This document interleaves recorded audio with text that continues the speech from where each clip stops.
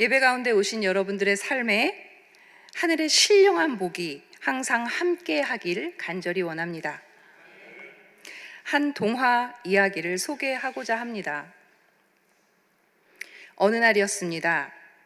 눈, 코, 귀, 입, 손, 발 등의 신체 부위가 차례로 자기 자신을 자랑하고 있었습니다.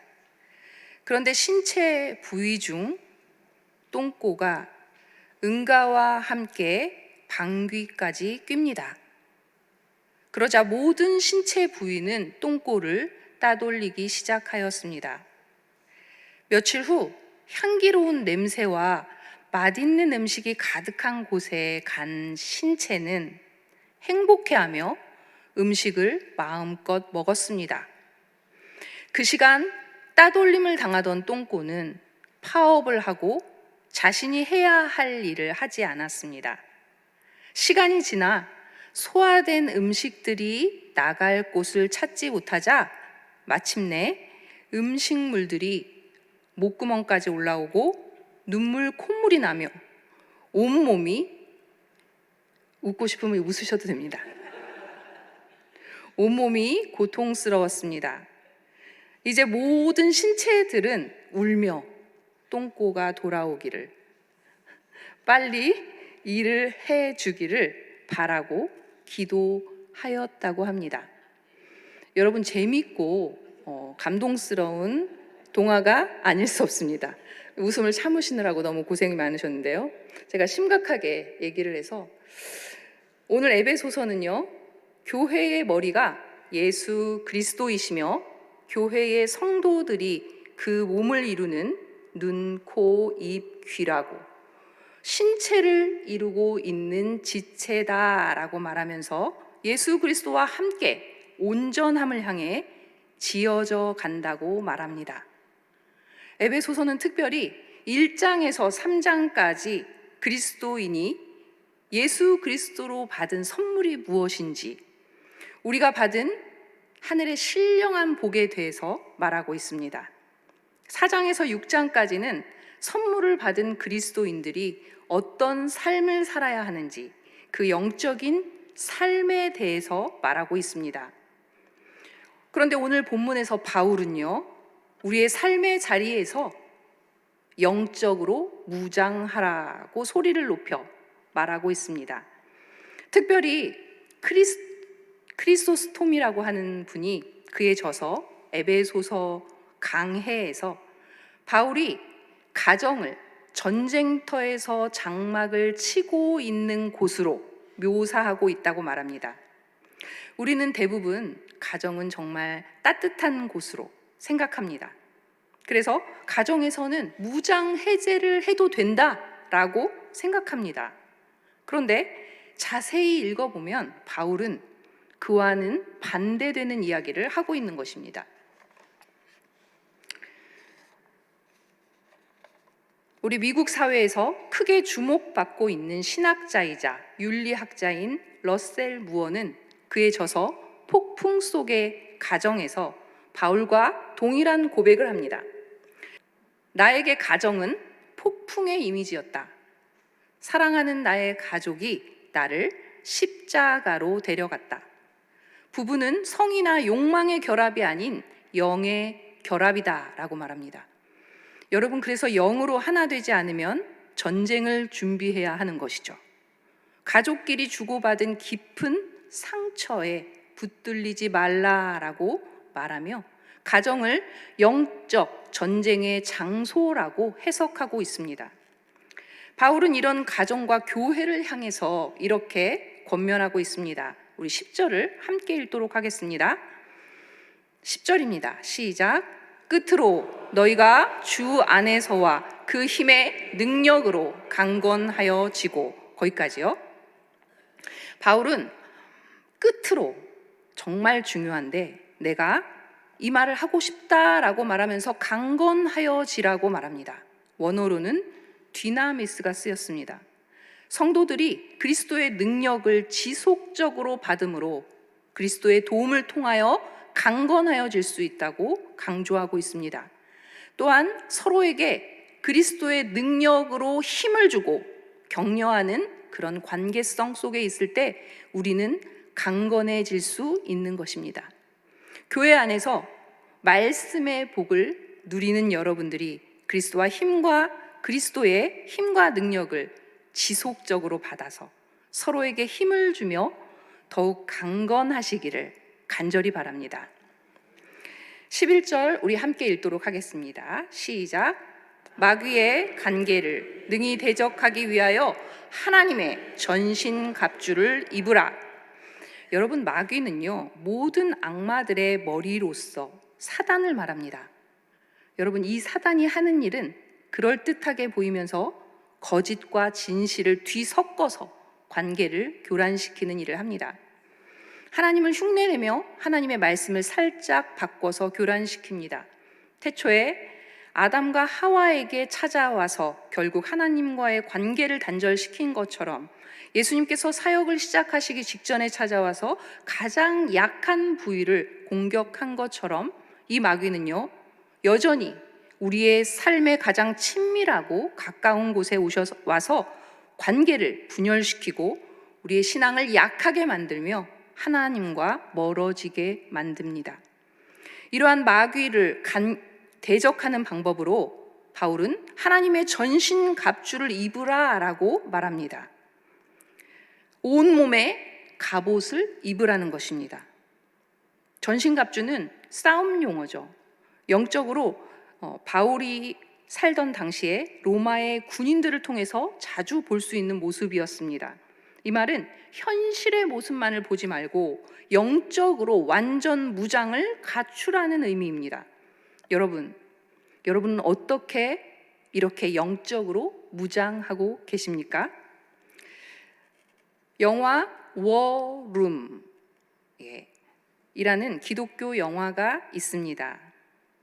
이게 그 영어 글자인데요. 이 영화는 오늘날 우리가 싸우는 많은 영적 전투 가운데서 승리하려면 진짜 적이 누구인지 알아야 한다. 그리고 어떻게 싸워야 하는지를 알아야 한다라고 그 방법을 알려줍니다. 제약회사의 유능한 세일즈맨이었던 남편 토니는 아내를 존중하지 않았고 딸에게도 관심이 없었습니다. 급기야 출장을 갔던 남편은 비서와의 은밀한 만남을 시도합니다. 그리고 부동산 중개 일을 하며 겉으로 보기에 완벽해 보이는 결혼 생활을 하던 엘리자베스는 새로운 고객이었던 클라라라고 하는 신앙이 깊은 사람을 만나게 됩니다. 우리 영화를 잠깐 보시겠습니다. Miss Clara, you like your coffee room temperature? No, baby, mine's hot. Elizabeth, People drink their coffee, hot or cold, but nobody likes it lukewarm, not even the Lord. Point taken, Miss Clara. But why do you feel the need to examine my personal life? 클라라는 그녀가 남편과 갈등이 있다는 사실을 알고 있었고 이를 해결할 수 있는 하나의 방을 보여주게 됩니다. It's a waste of time. I think it's time for me to show you my favorite place in this house. Now this is where I do my fighting. A closet. I call it my war room.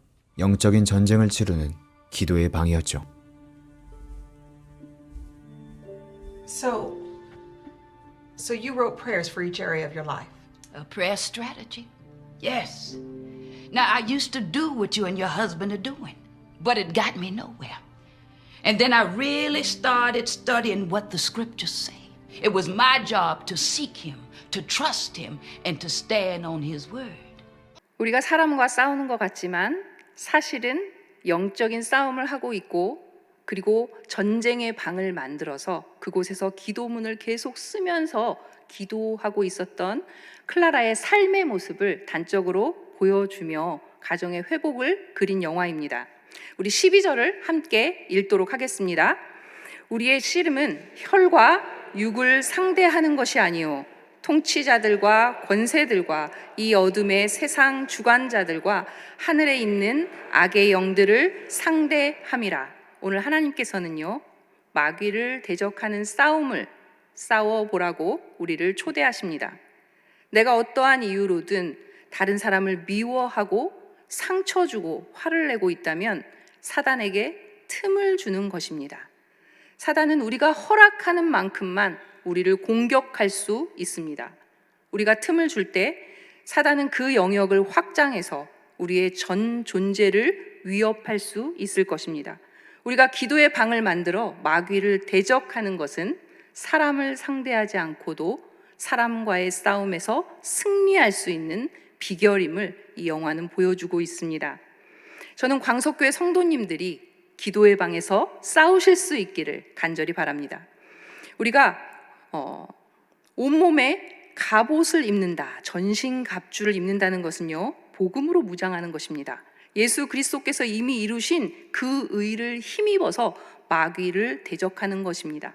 그러나 이것만으로는 우리가 날마다 우리의 마음을, 우리의 관계를 여러 가지로 우리를 공격하는 마귀를 우리도 공격할 수 없습니다. 그런데 마귀를 공격할 수 있는 무기가 있다. 그것이 나옵니다. 말씀의 검이라고 말합니다. 성경 말씀으로 우리가 읽고 그 말씀의 뜻을 이해하며 그것으로 기도할 때 우리는 마귀를 공격할 수 있다고 본문은 말해주고 있습니다. 우리가 마지막으로 우리가 하는 모든 기도와 간구가 능력이 있다는 사실을 믿을 수 있으시기를 바랍니다. 우리 찰스 스펄전 목사님은 그의 책에서 마귀를 대적하는 싸움이 승리가 보장된 싸움이다라고 말하며 책을 쓰셨습니다. 주님의 강력한 전신 갑주는 우리 손에 고스란히 전해졌다. 사탄의 공격 대상에는 예외가 없다. 주님을 믿지 않는 사람은 물론이고 신실한 그리스도인도 그의 공격 대상이 되며 심지어 그는 하나님의 일을 하는 사역자들에게도 다가가 끊임없이 자신의 말에 따르도록 유혹한다. 만약 사탄과 사람이 전쟁을 한다면 사람이 질 수밖에 없겠지만 이 전쟁은 전능하신 하나님과 사탄의 싸움이다. 그분은 이미 뱀의 머리를 박살내셨고 앞으로도 영원히 승리하실 것이다. 여러분의 전쟁터는 어디입니까? 영적으로 우리를 공격하는 사단의 실체를 분명히 볼 수 있으시기를 바랍니다. 그리고 기도의 방을 만들어 기도로 싸울 수 있으시기를 간절히 원합니다. 이미 승리하신 예수님을 의지하여 모든 기도와 간구를 할 때 우리 삶의 자리에서 하나님께서 친히 그분의 나라를 세워 가실 줄로 믿습니다.